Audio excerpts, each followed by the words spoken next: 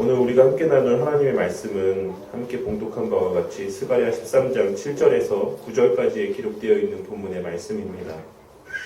오늘 본문의 말씀은 구속사적으로 봤을 때 본질적으로는 그리스도의 순환에 대한 예언을 담고 있는 의미하는 예언의 말씀이라고 할 수가 있습니다. 12장 10절 이하에 기록된 바와 같이 예수님께서 이스라엘 백성들의 손에 의해서 죽임을 당하게 되고 그 일로 인해 그를 찌른 자들이 애통하고 통곡하게 될 것이다 라고 예언을 하고 있는 말씀인 것입니다.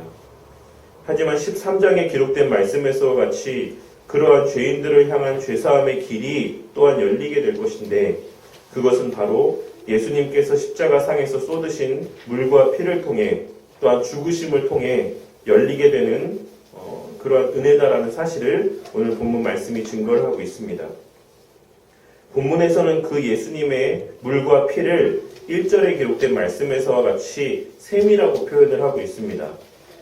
예수님의 옆구리가 창에 찔려 흘러나오게 된 물과 피가 곧 죄와 더러움을 씻는 샘, 정결의 샘, 우리의 죄를 덮어주고 가리워주는 샘이 될 것이다라는 사실을 말씀을 하고 있는 것입니다. 그로부터 6절에 이르기까지는 그리스도를 통한 구원의 역사가 성취된 이후에 벌어지게 될 또한 나타나게 될 어떤 긍정적인 일들에 대해서 언급이 되고 있습니다.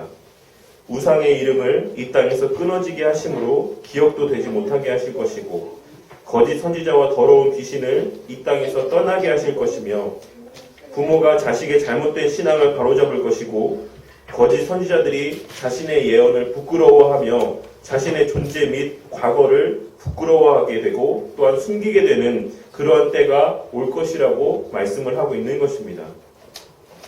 이는 각 신령 가운데 성령 하나님께서 임재하게 되었을 때에 벌어지게 될 긍정적인 일들에 대한 언급이라고 할 수가 있습니다. 신약시대 예수님의 구속 역사의 완성과 성령 하나님의 임재를 통해서 참된 진리의 말씀이 밝히 세상 가운데 드러나게 될 것이고 성령 하나님의 조명하심을 통해 하나님의 택한 백성들은 무엇이 바른 신앙이고 무엇이 진리이고 무엇이 거짓된 예언이며 잘못된 신앙인지를 분별할 수 있고 멀리할 수 있게 될 것이다라는 사실을 이 본문의 말씀들이 앞절까지의 내용들이 우리에게 증거를 하고 있는 것입니다. 그런데 성령 하나님의 임재를 통해 세워진 교회에는 그와 같은 장밋빛 미래만이 가득한 것이 아니다라는 것을 오늘 본문 말씀이 우리에게 증거를 하고 있습니다. 오늘 우리가 함께 살펴볼 본문의 말씀에는 신약시대 교회에 허락될 극심한 박해와 핍박, 고난에 대한 예언의 말씀들이 기록이 되어 있습니다. 오늘날 그저 말로만 들어왔던 예배를 마음껏 드리지 못하는 상황을 몸소 체험하고 목도하며 살아가고 있는 이 시대 가운데에서 스가랴 선지자를 통해 주신 하나님의 예언의 말씀의 의미를 우리가 함께 상고해 보므로 하나님께서 오늘날의 이 힘든 상황을 교회 가운데 허락하신 의미와 목적을 다시 한번 깨닫고 마음 가운데 깊이 새기는 은혜가 있으시기를 바라겠습니다. 먼저 오늘 본문의 말씀에 등장하는 목자라고 하는 이 대상을 누구라고 해석을 해야 되는지에 대해서는 우리가 여러 가지 의견이 분분하다는 것을 먼저 생각을 해봐야지만 됩니다. 그 여러 가지 몇 가지 생각들을 우리가 정리를 해보자면 첫째로는 이 목자가 예수 그리스도를 의미한다라는 것입니다. 이는 큰 맥락에서 보자면 맞는 해석이라고 할 수가 있습니다. 앞서 서두에서도 말씀드렸던 것처럼 이 본문의 말씀은 본질적으로는 예수님에 대한 예언의 말씀인 것이 맞습니다. 하지만 예전에도 몇 번 말씀을 드렸던 것처럼 성경 말씀은 늘 어떤 한 가지 사건에만 국한돼서 해석되고 적용되는 것은 아니다라는 것을 이미 여러 번 말씀드린 적이 있었습니다. 각 시대별로 적용될 수 있는 중의적인 의미들을 내포하고 있는 경우가 더 많다라는 것을 우리가 기억을 하고 성경에 기록된 말씀들을 해석하고 적용을 해야지만 된다라는 것입니다. 그렇기에 이 본문 말씀에서의 목자는 본질적으로 또 궁극적으로는 예수님을 의미하는 것이고 실제로 또 예수님께서 세상 권세에 붙잡히시게 되고 죽임을 당하게 되셨을 때 그를 따르던 무리들이 흩어지게 되는 모습들을 통해서 이 예언의 말씀은 실제로 성취된 것이기도 하다라고 할 수가 있습니다. 하지만 그 예수님에게만 국한되어서 적용되는 이미 2000년 전에 이 예언의 말씀은 끝난 것으로 그냥 제한적으로 해석하기에는 성경 말씀이 주는 의미를 우리가 더 풍성히 해석하지 못하는 것이라고 할 수가 있을 것이다라는 것입니다. 그래서 두 번째로 이 목자에 대해서 해석하기를 일부의 사람들은 이 목자가 고레스 왕과 같은 페르시아의 이방 통치자나 그 정권 아래서 백성들을 불의하게 통치한 유대 지도자들이다라고 해석을 하기도 합니다. 물론 이러한 해석들도 상당수 학자들에 의해서 주장이 되고 있긴 하지만 전통적인 해석의 견해나 전체적인 문맥과 내용들로 미루어 봤을 때 그리 신뢰할 수 있는 해석은 아니다라고 저는 생각을 합니다. 그래서 마지막 세 번째로는 이 목자를 선한 목자의 관점에서 바라보며 하나님께서 세우신 목사와 같은 교회 지도자들을 의미한다라고 해석을 하는 경우들도 있습니다. 매튜엘리 목사님은 이를 그리스도에게만 국한돼서 해석을 하고 있긴 하지만 칼빈은 이를 그리스도를 비롯한 그의 머리로 두고 그를 머리로 두고 그에게 권한을 위임받아 주의 몸된 교회를 돌보는 목사들과 교회 지도자들까지도 이 의미들을 확대해서 적용하고 해석하고 있는 것을 알 수가 있습니다. 그리고 저 또한 마지막 해석이 전체적인 문맥과 내용들을 미루어 보았을 때 가장 합당한 해석이라고 생각을 합니다. 하나님께서는 그리스도의 죽으심과 부활하심을 통해서 그리고 그리스도께서 보내어주신 성령 하나님을 통해서 세우신 그 교회 가운데 에베소서 4장에 기록된 말씀에서와 같이 교회의 영적 지도자들을 선물로 주셨다는 것을 우리가 익히 알 수가 있습니다. 그렇게 이 목자라는 표현은 참 목자장 되시는 그리스도의 권위 아래서 권한을 위임받아 맡기신 양무리들을 돌볼 책임을 부여받은 교회 지도자들을 의미하는 표현이라고도 해석을 할 수가 있는 것입니다. 그런데 여기서 중요한 것은 그 목자를 가리킴에 있어 내 짝된 자라는 부연 설명을 더하고 있다는 사실입니다. 이는 하나님께서 칼을 들어 치시는 목자가 정확히 누구인가를 규명해줄 중요한 하나의 단서가 될 수 있을 것입니다. 본문에 내 짝된이라고 하는 이 표현에서 짝이라고 번역되어 있는 표현은 본래 혈족, 혈통, 친족이라는 의미의 표현입니다. 그래서 초대 교부들 가운데 한 명인 제롬이라는 사람은 이 표현을 연합한이라는 의미로 번역하고 해석을 하고 있기도 합니다. 그러므로 이 본문에서 하나님께서 장차 칼로 명하여 치게 하실 목자는 그리스도께 속한 목자, 그리스도께 연합된 목자, 즉 하나님께서 교회를 세우시고 지키고 보존케 하시기 위해 세우신 참된 목자를 의미하는 표현이라고 우리가 해석을 해야지만 된다는 것입니다. 그런데 그와 같은 참된 목자, 그와 같이 그리스도와 연합된 바른 목자를 하나님께서 칼에게 명하셔서 치라고 명령을 하고 있으십니다. 여기서 칼이 의미하는 바는 1차적으로는 예수님을 죽음에 이르게 할 유대 종교 지도자들과 로마 총독이 가졌던 세상의 권세를 의미하는 표현입니다. 그리고 오늘날에는 세상에 합법적으로 부여된 정부의 권위, 위정자들의 권위, 권세들을 의미하는 표현이라고 할 수가 있는 것입니다. 또한 깨어서라는 표현은 각성하다라는 의미의 표현으로 예수님 당시의 위정자들이 예수님을 죽여야 될 대상으로 인지하게 되었던 것 같은 의미의 표현이라고 할 수가 있는 것입니다. 세상에 있는 정부가 이제는 우리가 교회를 제한해야 되겠다. 교회에게 여러 가지 제재를 가해야지만 되겠다. 교회 목사들에게 어떤 책임들과 어떤 의무들을 부여해야지만 되겠다. 라고 하는 사실들에 대해서 하나님 편에서 각성하게 하시고 그러한 마음들을 품게 하신다라고 하는 그런 의미들이 이 표현 가운데 담겨져 있는 것입니다. 그러므로 7절 상반절에서 칼아 깨어서 내 목자, 내 짝된 자를 치라라고 하는 말씀은 더 나아가서 하나님께서 세우신 목사들이 목양의 사역들을 감당할 수 없게 만드실 것이다라는 의미 또한도 담겨져 있는 표현이라 할 수가 있는 것입니다. 그렇게 위정자들이 교회의 지도자들을 치게 되면 자연스럽게 그 교회에 속한 자들은 흩어지게 될 수밖에 없습니다. 하지만 그러한 중에도 하나님께서는 작은 자, 연약한 자들에게 하나님의 손을 사용하셔서 그들을 구원하여 주실 것이다라고 말씀을 하고 있습니다. 그런데 그러한 중에 하나님께서 남기실 자들은 3분의 1밖에 되지 않을 것이다라고 오늘 본문 말씀이 증거를 하고 있습니다. 본문에서의 3분의 2와 3분의 1이라고 하는 이 표현은 사실 정확한 어떤 수치를 의미하는 표현이 아닌 당시에 관용적으로 사용되던 표현이었어요. 그러니까 많은 부분과 적은 부분을 표현할 때 일반적으로 당시에 사람들이 사용하던 관용적인 표현이었다라는 사실입니다. 그렇기에 하나님께서 특별히 구별해서 남기실 자들, 이 수동태로 기록된 남기신다, 남기실 것이다 라고 하는 의미로 언급되고 있는 이 남기신 자들은 보다 적은 무리에 속하게 될 것이다 라고 하나님께서 말씀을 하고 있는 것입니다.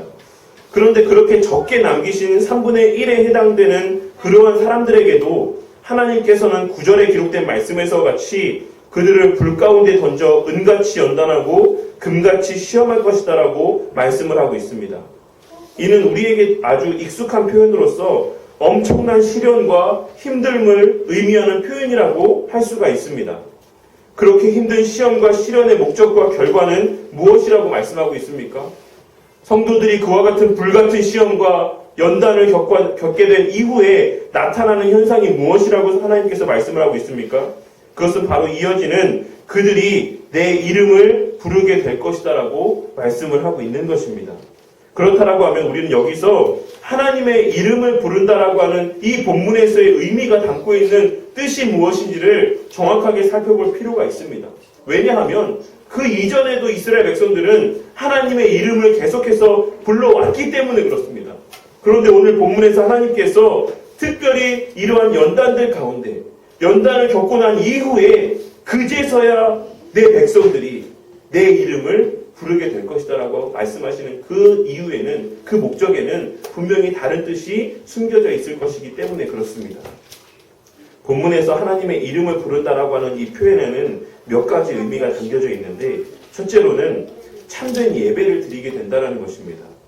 이는 예배를 통한 본질적인 감사와 유익, 그리고 가치를 알게 되는 가운데 예배를 드리게 될 것이다라는 의미로 오직 예배를 위해서 모이는 것 자체가 감사한, 예배의 자리에서 말씀을 듣게 되는 것 자체에 감사한 그런 마음들을 품게 될 것이고, 또한 그 가운데에서 참된 기쁨을 만끽하고 누릴 수 있게 된다는 것을 말씀을 하고 있는 것입니다. 어떤 다른 유익들 때문에 교회의 예배 가운데 나오는 그런 모습이 제하여지고 사람들과의 교제를 위해서, 혹은 내 사업에 어떤 인맥을 쌓기 위해서, 혹은 열심히 예배드림을 통해 내게 물질적인 유익이 허락되기 위해서, 이와 같은 여러 가지 다른 구체적인 이유 때문에 예배에 나왔던 그러한 모습들이 다 사라지게 되고 예배의 본질적인 의미만이 남게 되는, 오직 본래 예배를 통해서 하나님께서 주시기를 원하는 은혜와 그것을 통해서 받게 되는 성도들의 참된 유익만이 남는 그러한 참된 예배가 이 연단과 고난을 통해서 그들에게 허락될 것이다라고 말씀을 하고 있는 것입니다. 둘째로는 참된 교제가 있게 된다는 것입니다. 그 예배의 자리 가운데 함께 하신 하나님을 실제로 자각하고 인지하게 됨으로써 그 예배 가운데 우리를 찾아와 주시고 만나 주시고 우리와 교제해 주시는 하나님을 경험케 됨으로 더욱 감사와 감격이 넘치는 예배를 드리게 될 것이다라는 의미입니다. 그와 같은 힘든 연단 가운데서도, 그런 시험들 가운데서도 그들의 믿음을 지키신 하나님에 대한 실제적인 인지와 자각이 그들 가운데 생겨나게 되고 그 예배의 자리 가운데 그 하나님이 함께 하시다, 그 하나님께서 그 예배를 받고 계시다, 그 예배 가운데 말씀을 통해 하나님의 뜻을 선포해주고 계시다라고 하는 이러한 실제적인 자각들이 그 고난과 연단 가운데서 그들 가운데 생겨나게 될 것임을 말씀을 하고 있는 것입니다. 그리고 마지막으로는 참된 소망을 갖게 된다는 것입니다. 예배 가운데 주시는 말씀이 이제는 그냥 한 귀로 듣고 한 귀로 흘려지는 그런 말씀이 아니라 하나님의 말씀으로 그들의 귀에 들려지고 그들 마음 가운데 새겨짐을 통해서 그 말씀을 통해 주시는 깨달음과 위로와 소망이 실제적으로 그들 가운데에 실제적인 것으로 여겨지게 된다는 사실입니다. 그리하여 그저 막연한 희망과 바람 가운데서가 아니라 하나님의 말씀에 근거한 참된 소망과 확신이 그들 가운데 자리하게 될 것이다라는 것을 말씀하고 있는 것이며, 그 소망과 확신이라는 것은 실제 삶의 현장에서 체험케 하실 하나님의 구원의 역사와 통치와 보존의 역사를 체험하고 목도함을 통해서 생겨나는 것으로서 결국 우리의 소망이 하나님께 밖에 없다라는 것을 깨닫게 됨을 통해 그 소망이 예배의 자리를 통해서 열매 맺게 될 것이다라는 사실을 말씀을 하고 있는 것입니다.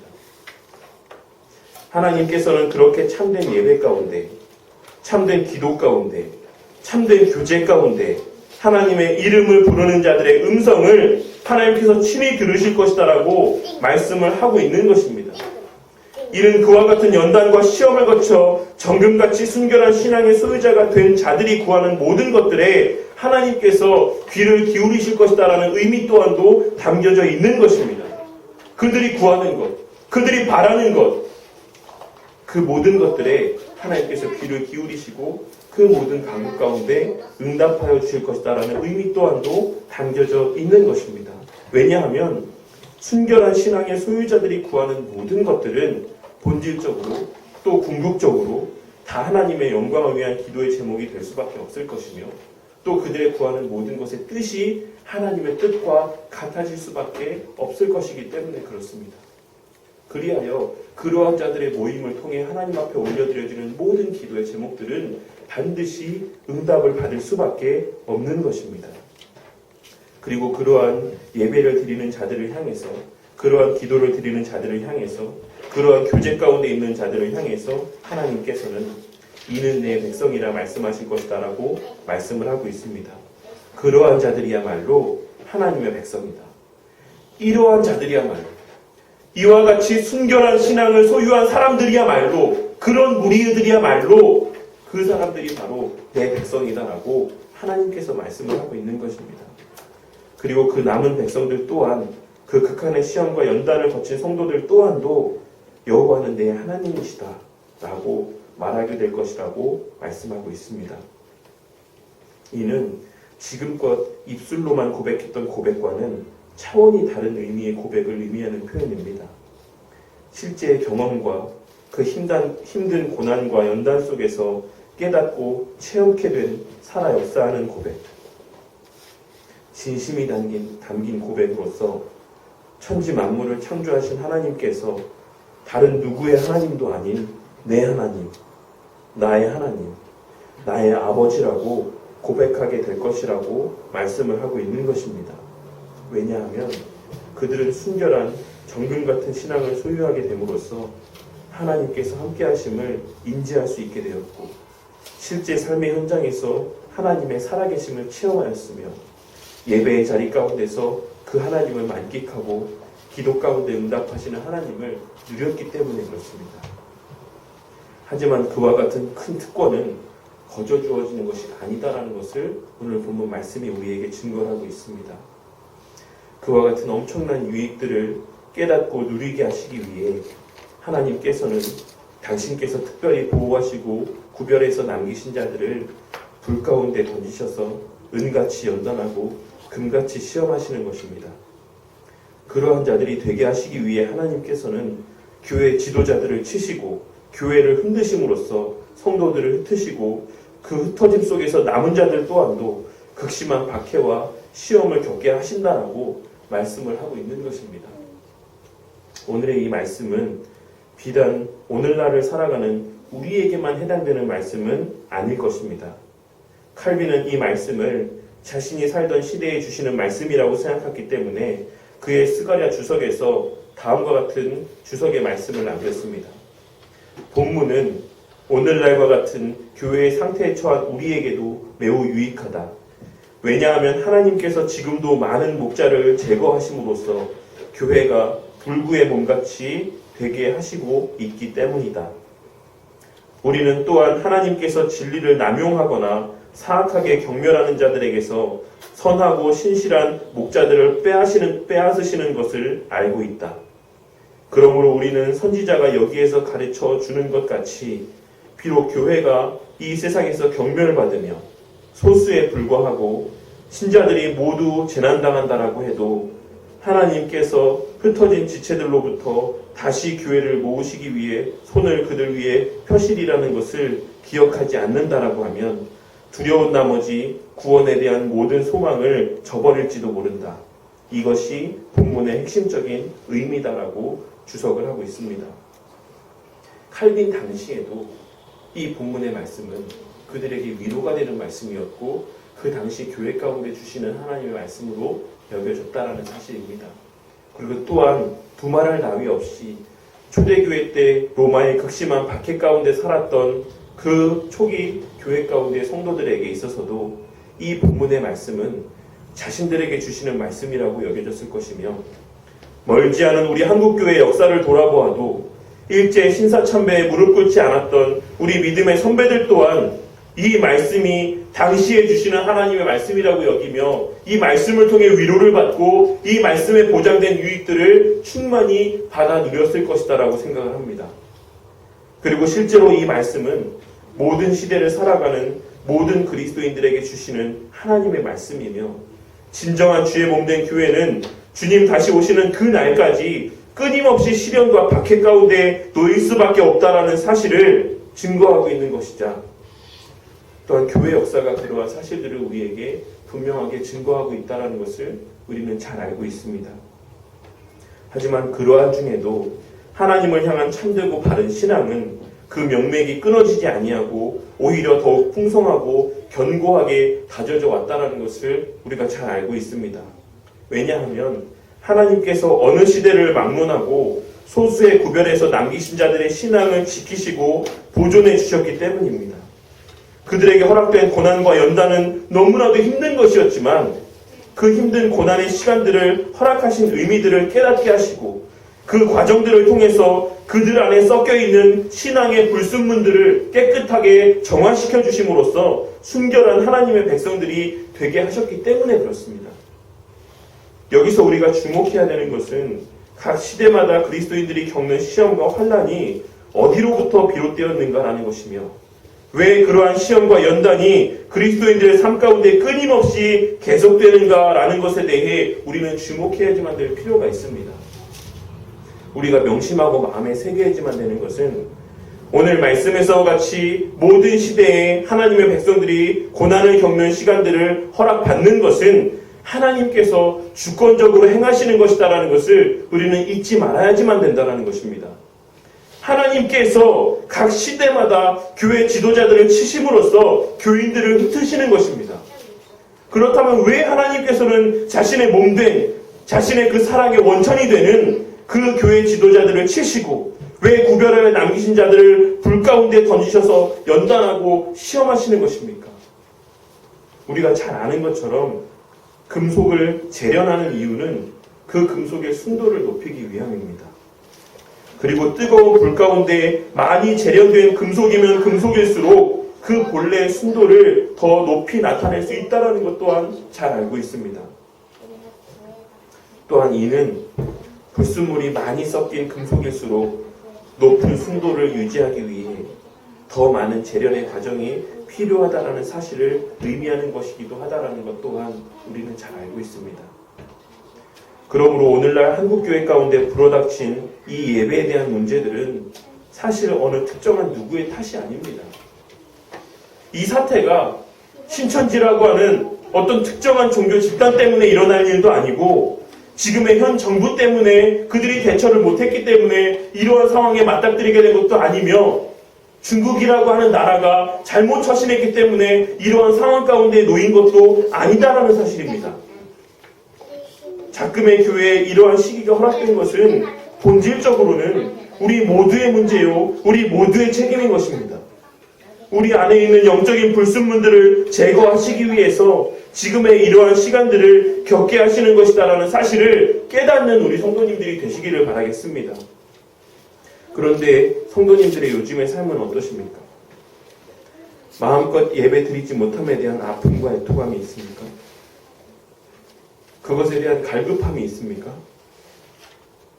지금의 이 자유롭게 예배 드리지 못함의 시간들이 정말로 죽을 만큼 힘들고 고통스러우십니까? 만일 지금의 우리가 겪는 이 시간들이 우리에게 죽을 만큼 고통스러운 시간들로 여겨지지 않는다라고 하면 이 시간들 가운데 우리 안에 내재되어 있는 신앙의 불순물들은 결코 태워지고 있지 않는 것이다라고 할 수가 있습니다. 그리고 지금 우리가 이 시험과 연단 가운데 정금같이 단련되지 못한다라고 하면 우리는 필시 더 큰 불 가운데 던져지게 될 수밖에 없음을 깨닫는 은혜가 있으시기를 바라겠습니다. 지금의 우리가 겪는 문제들과는 비교도 할 수 없는 고난의 시대가 열리게 될 것이다라는 사실입니다. 일제 신사참배 이후에 교회가 폐쇄되는 아픔을 겪었으면서도 여전히 한국교회 안에는 우리가 신사참배를 해왔음에 대한 참된 회개 운동들이 일어나지 않았습니다. 한국교회는 그와 같은 참된 회개가 일어나지 않았을 때에 6.25라고 하는 전쟁을 겪게 되었고, 그로 인해 모든 교회가 파괴되고 예배가 폐하여졌습니다. 그리고 한국교회의 믿음의 출발점이자 동방의 예루살렘이라고 불려졌던 평양에는 김일성의 주석궁이 세워지고, 그 어느 지역에서의 그리스도인들보다 모범적인 신앙의 모습들을 나타내 보였던 저 북녘 땅의 그리스도인들은 지금 이 순간까지도 마음껏 예배를 드리지 못하고 하나님을 찬양하지 못하고 마음껏 자유롭게 신앙생활을 하지 못하는 그런 핍박 가운데 놓이게 되었다라는 사실을 잊지 마시기를 바라겠습니다. 오늘날의 이 상황과 시기를 그저 육적인 안목만으로 바라보지 마시기를 바라겠습니다.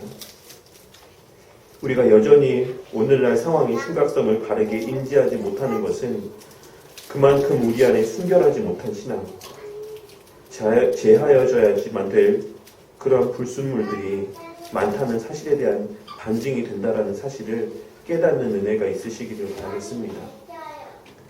지금의 이 시기가 얼마나 중요한 시기인지도 인지하지 못할 정도로 우리의 신앙이 영적으로 무뎌져 있기 때문인 것입니다. 그저 시간이 조금만 흐르면 저절로 해결된 일인 것처럼 아무렇지도 않게 우리는 또 예배를 드리고 신앙생활할 수 있는 때가 자연스럽게 오겠거니 하는 그런 막연한 희망들만을 우리가 마음 가운데 품고 그렇게 우리의 눈과 귀를 틀어막고 살아가서는 안 될 것이다 라고 생각을 합니다. 그리스도를 누가 십자가에 못 박았습니까? 이방인들이 그리스도를 십자가에 못 박았습니까? 그리스도를 십자가에 못 박은 것은 그를 메시아라 부르고 믿고 따른다 했던 자들이 그리스도를 십자가에 못 박았다라는 것을 기억하시기를 바라겠습니다. 그리스도를 누가 다시 십자가에 못 박고 있습니까? 불신자들이 그리스도를 다시 십자가에 못 박히게 하고 있습니까? 그를 주라 부르고 하나님이라고 부르는 자들이 오늘날에도 그리스도를 다시 십자가에 못 박히시게 만들고 있는 것입니다. 우리의 타고난 원죄가 그리스도를 십자가에 못 박히게 만들었고, 우리의 지금도 범하는 자범죄들이 그리스도를 다시 십자가에 못 박히게 만들고 있는 것입니다. 우리 성도님들의 삶 가운데 날마다의 회개가 있습니까? 내가 형식적으로 아무런 감사도 없이 예배를 드렸음에 대한 그런 회개의 마음들이 있습니까?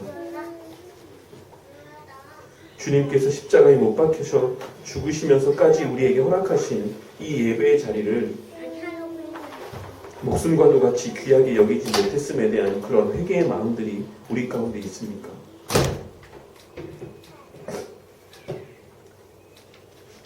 어제 우리 태석이와 찬주 가정에 이사 신방을 드리면서 말씀을 나누는 가운데서도 언급했던 내용이긴 하지만, 그리스도를 귀하게 여긴다면서 예배를 귀하게 여기지 않는 신앙은 참된 신앙이라고 할 수가 없습니다. 그리스도를 가치 있게 여긴다라고 하면서 예배를 가치 있게 여기지 않는 신앙은 성립이 될 수가 없는 것입니다. 왜냐하면 우리로 하여금 마음껏 예배드리게 하시기 위해 그리스도께서는 십자가에 달리신 것이나 마찬가지이기 때문에 그렇습니다. 우리 성도님들에게 시대를 분별하는 안목이 있으시기를 바라겠습니다. 지금의 이 시간들이 우리 성도님들에게 그 어느 시간보다 큰 아픔과 힘듦의 시간들이 되시기를 바라겠습니다. 함께 모여 예배드리지 못하는 교회들의 소식을 듣게 되었을 때 애통하는 마음이 우리 성도님들을 짓누르게 되기를 바랍니다. 그냥 그런가 보다 하는 정도가 아니라 여러분들의 눈에서 아픔의 눈물이 흘러 넘쳐나기를 간절하게 바라는 것입니다. 그제서야 우리는 진정으로 하나님의 이름을 부르며 예배드리고 하나님의 이름을 부르며 기도하고 하나님의 이름을 부르며 기뻐하고 즐거워하며 소망 가운데 거할 수가 있을 것입니다. 저는 개인적으로 최근의 교회의 상황들을 보면서 성도들이 그리 마음 아파하지 않는 것들을 보면서 마음 가운데 많은 걱정이 되는 것이 사실입니다. 한국교회 성도들이 이 상황을 영적으로 분별하지 못하는 것 같아서 각자 개인 가운데 참된 회개의 삶이 없는 것 같아서 걱정이 됩니다. 일제시대 신사참배와 같은 극심한 연단과 시험이 한국교회 가운데 다시 불어닥치게 될까? 그러한 시련이 우리 자녀들 때가 되는 것은 아닐까 하는 걱정에 잠을 이루지 못할 때가 있습니다.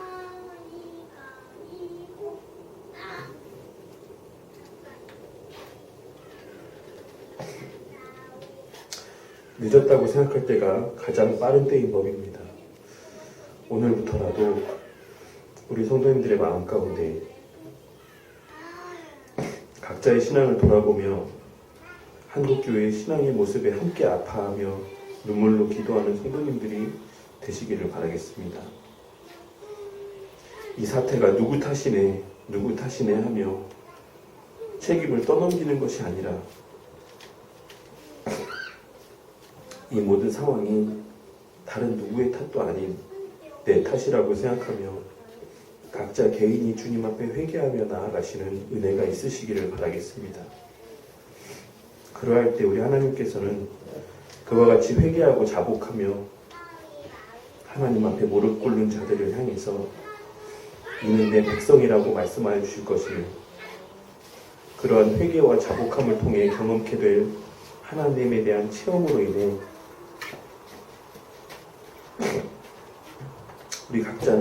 우리 각자의 입술을 통해 여호와는 내 하나님이시라고 고백하게 될 날이 반드시 임하게 될 것이라고 생각을 합니다.